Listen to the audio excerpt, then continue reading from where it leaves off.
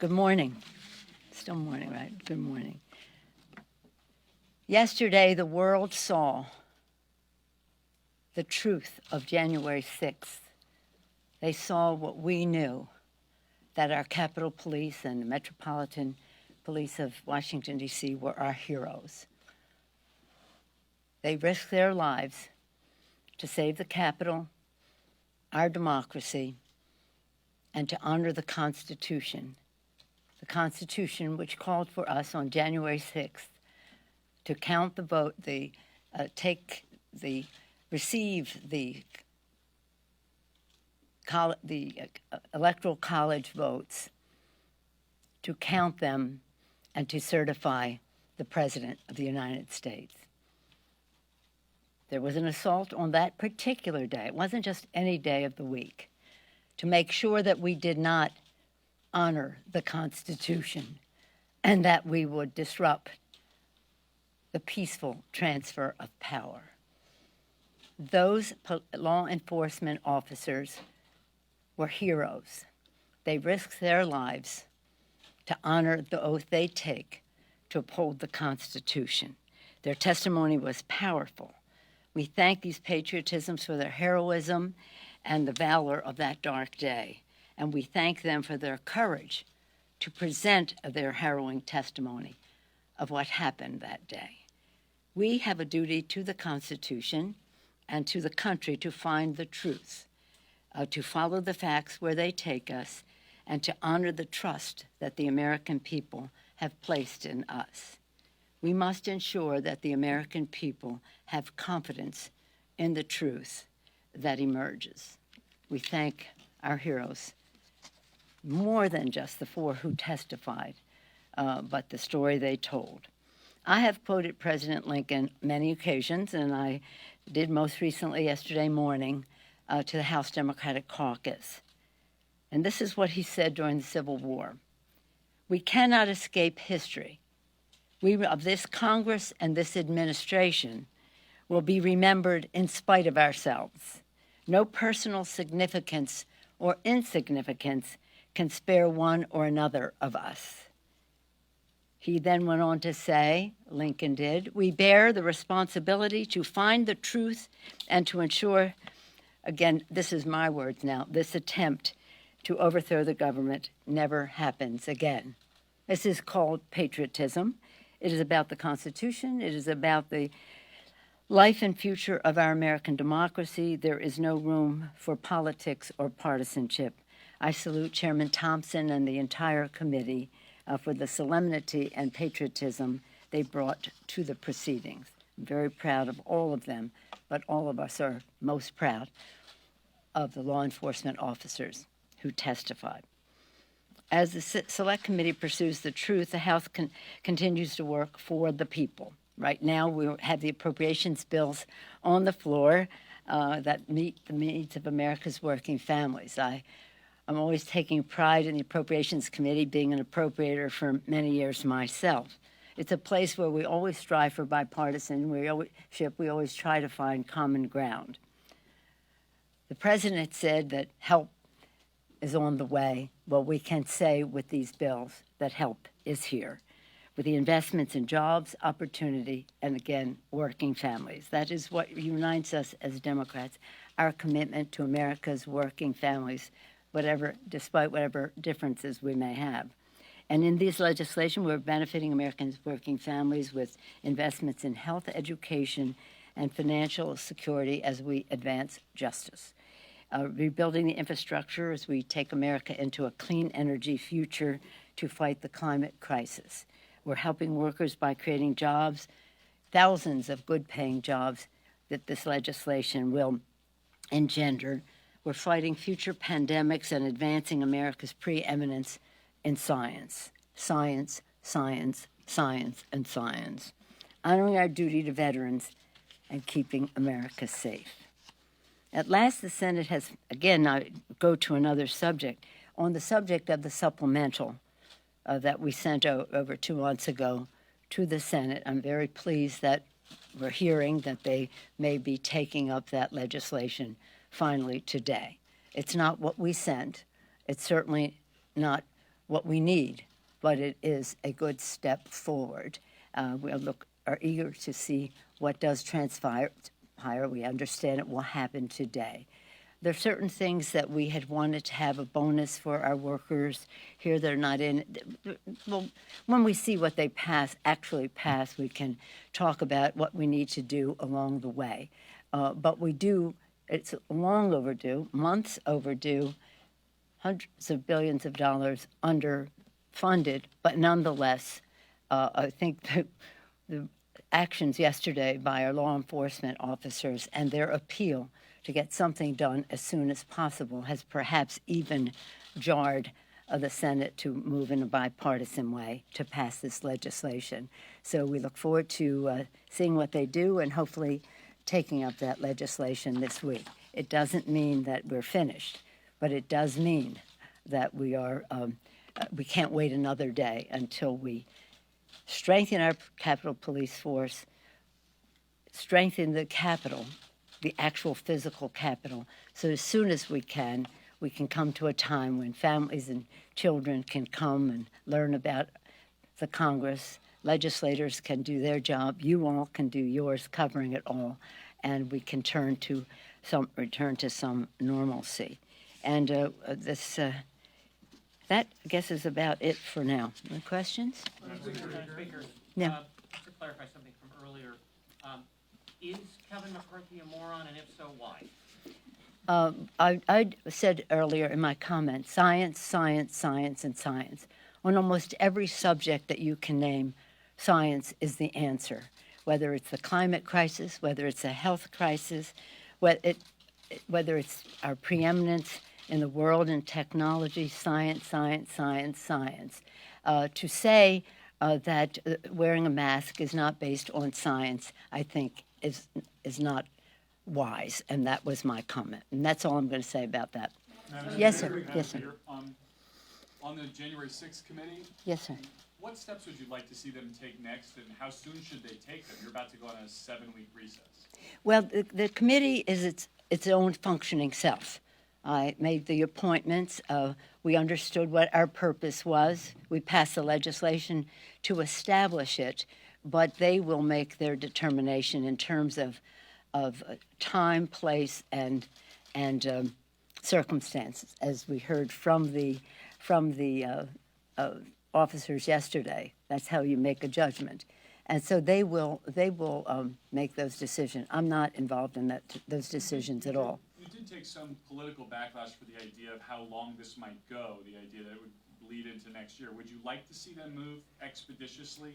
Well, what you may call political backlash is welcome to my world. That's every day on every subject. I barely notice. But no, I mean, they will take the time that they need.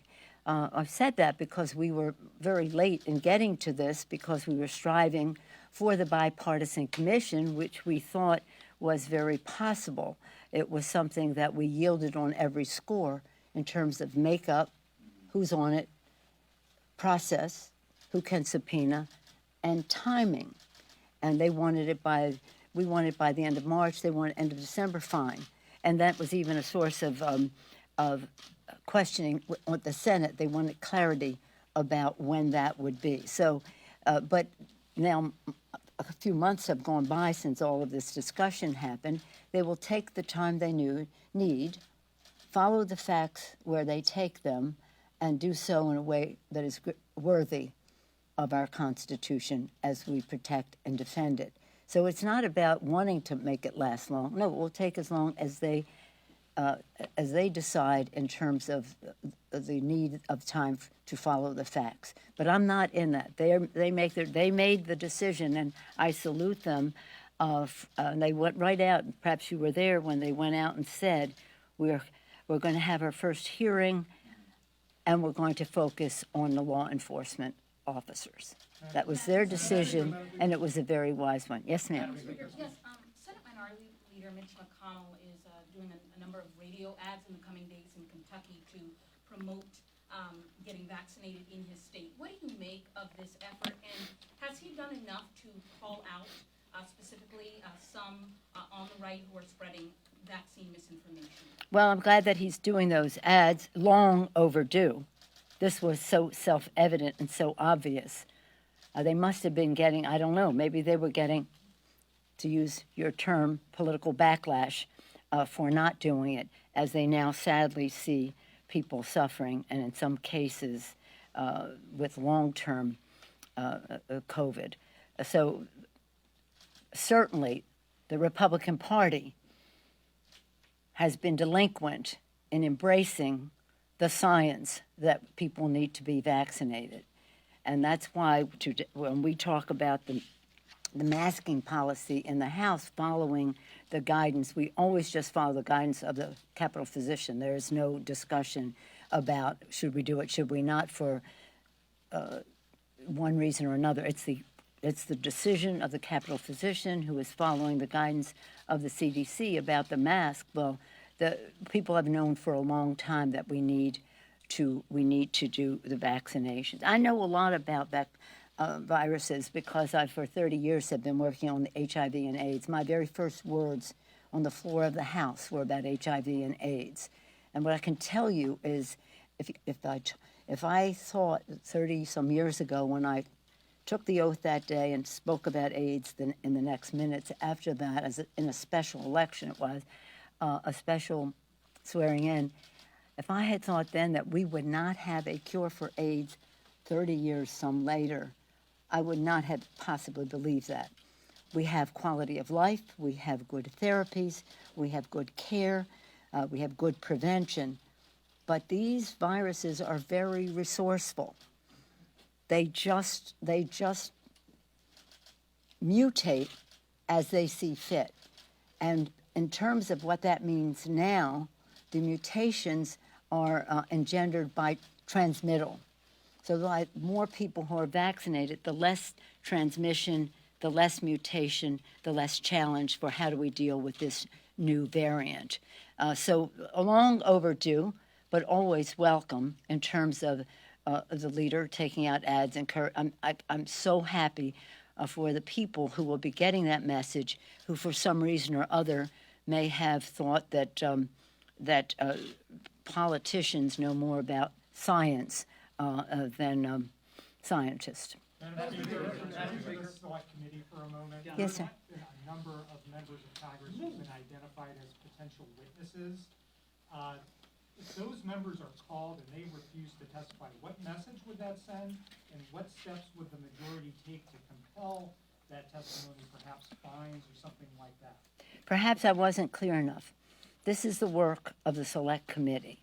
They will make determinations as to where the facts will take them. They have said everything is on the table. I've seen in their public statements. That's how I know that. I saw it in their public statements. So I would not be a party to any of those decisions, so I could not tell you what they might decide should members not participate. Isn't this a matter of the full House, though, that members being called before a proceeding to testify, that they should observe those obligations? Well, the question is about the power of subpoena, and they do have the power of subpoena. But let's just see where they go, rather than speculate on a place they may or may not go. I don't know. And then we'll go from there. But thank you.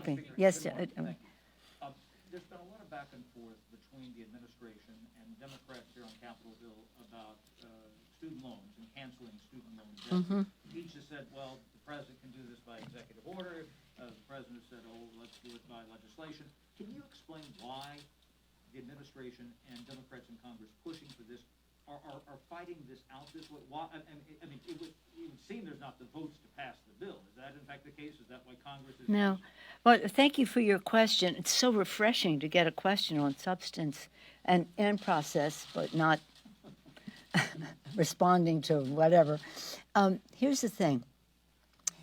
People think that the President of the United States, is this more on the subject than you ever want to know? Will you let me know? People think that the President of the United States has the power for debt forgiveness. He does not.